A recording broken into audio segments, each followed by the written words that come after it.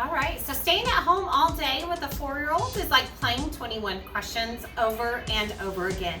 Hi, Chavez County. I'm Tamara Schubert, your Family and Consumer Science educator for NMSU and Chavez County Cooperative Extension Service. And we are talking about ages and stages this month and how our little ones develop. If you missed the last couple of weeks, be sure to view it either on our Facebook page or through our YouTube channel. We're going to talk 4-year-olds this week. And 4-year-olds, they are smooth talking, they're agile, they're observant seekers of adventure. They are kind of a know-it-all and that they really want to know it all. And that's a good thing. And so they're going to ask you lots and lots of questions. And a lot of times they're going to answer or ask you more questions than you really have answers for. So here's the time to challenge them. Make them think about the possible answers to those questions. We don't have to have all the answers. Challenge them, and challenging them will help them think through the scientific process and understand how their world works. Speech development in children is very exciting for parents as they watch their children become social beings that can interact with others. At this stage, a child can usually understand that letters and numbers are symbols of real things and ideas, and that they can be used to tell stories and offer information. Most of our kids will know the names and the gender of family members and personal information in regards to our family members and our schoolmates. One of the kids' favorite games to do in the classroom when I was teaching is the story game. So you start off real basic.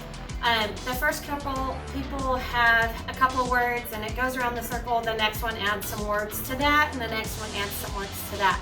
So you start off the story with, for example, a bear in the woods, and you end up with the story about a bear going to work with dad.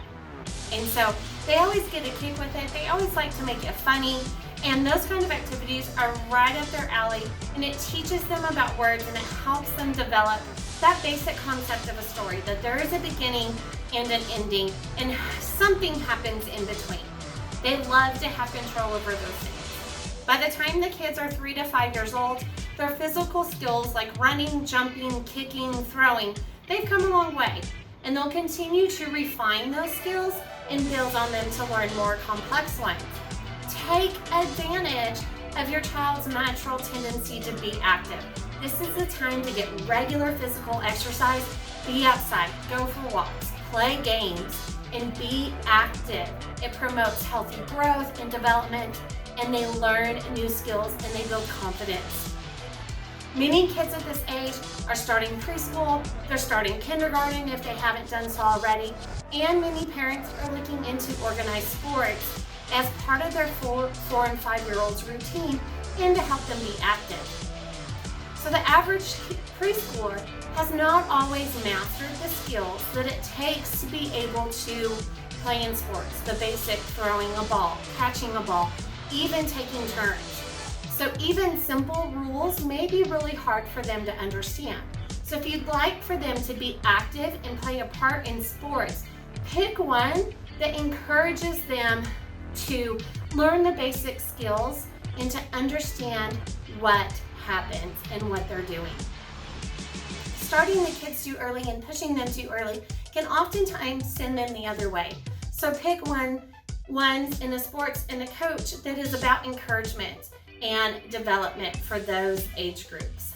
So one of the things that we like to do at home, and one of the things that you do at home too, is all about STEM activities. So science, technology, engineering, math, arts, creativity. And so one of the things that our kids love to do in class is to do experiments. And so we're going to start with one today. I picked up just a regular carton. You can still get them in the milk, the lactose intolerant milk, the creamers, things like that. Any size works. The nice thing about these cartons is they already are kind of liquid proof. They've got that special coating. So we're going to make boats today, and these guys are make great boats. They have a little direction in front of them they can go. You can turn it the other direction and make it float a little bit better. The other thing you'll need, if you would like, and if your kids want to get a little artsy, is some duct tape. So if they want to cover up their carton, make it colorful, add some windows to their boats, things like that, Duct tape is a great one. Again, it's slick, so it's a little bit of waterproof. And you can cover up the words, you can cover up the symbols, they can put designs on them, they can cut circles out of them and make windows, things like that. So let your kids experiment with some duct tape. It's fairly inexpensive. Most of us have this around the house. One of the things for the boat is you do want to cut one of the sides off to make a rectangle. This is a great way for them to add little G.I. Joes or Lego people, things like that, so that they can personalize their boat to their people. You will need a straw or some kind of twig if you're in the backyard. I pulled a straw because it was quick and handy. So this is going to be the basis of our boat sail. So we need a couple of pieces of tape so that they will stick up, and your kids can decide where they put their sail. If it goes in the front or the back of their boat, what is the front and the back of their boat? It really lends the kids up to some artistry and some creativity on their own as they explore this science and realizing that all things kind of affect one another. So the other thing that you want to do, and again, the kids have some leeway, which is a great thing about at-home projects, is some kind of a piece of paper for a sail. So the kids can use this. They can experiment. Does a triangle sail work better? Does a rectangle sail work better? What makes it go faster? What makes it go slower? Things like that. So we're gonna put the sail at the front. I'm gonna make mine bend. The kids can do that too. They can experiment. They can make several boats. Which ones go faster? And really do a scientific inquiry. So we're gonna use one sail on our boat today. When you go to sail your boats, they can do it in the bathroom. Try it with a fan. Let them blow their air into the sail, see what catches. You can do it outside if you've got kiddie pools and outdoor garden tanks if you don't have anything stored in them or already planted in them. Anything to make it. You can see what the wind current does, what fans do, what their air does. And it's a great way to see cause and effect and kind of explore a little bit of science at the same time. Thank you for joining us this month for our Ages and Stages. We'll be back next month with a new topic. If you have any questions, give us a call in the office.